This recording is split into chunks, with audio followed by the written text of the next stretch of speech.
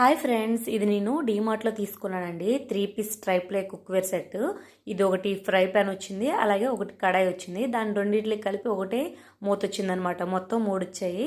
ఇది ట్రైప్లే అండి. ట్రైప్లే అంటే ఏంటంటే లోపల స్టీల్ ఉంటుంది, బయట స్టీల్ ఉంటుంది, దాని మధ్యలో అల్యూమినియం ఉంటుంది. దానివల్ల ఏంటంటే తొందరగా మనం ఏమి వండినా మాడిపోకుండా ఉంటుందన్నమాట. స్టీల్లో మామూలుగా వండామనుకోండి తొందరగా మాడిపోతుంది కదా. ఈ ట్రైప్లో ఏంటంటే తొందరగా మాడకుండా ఈవెన్గా కుక్ అయినట్టు చేస్తుంది అనమాట. నేను ఆల్రెడీ వాడుతున్నాను. నా కుకింగ్ వీడియోస్ చూసిన వాళ్ళకి అర్థమవుతుంది. నేను ఒక చిన్న బిర్యానీ పాట్ తీసుకున్నాను, అది కూడా ట్రైప్లే. నేను డీమార్ట్లో తీసుకున్నాను, చాలా బాగా వర్క్ అవుతుంది. అది కిందన మాడకుండా ఉంటుందన్నమాట.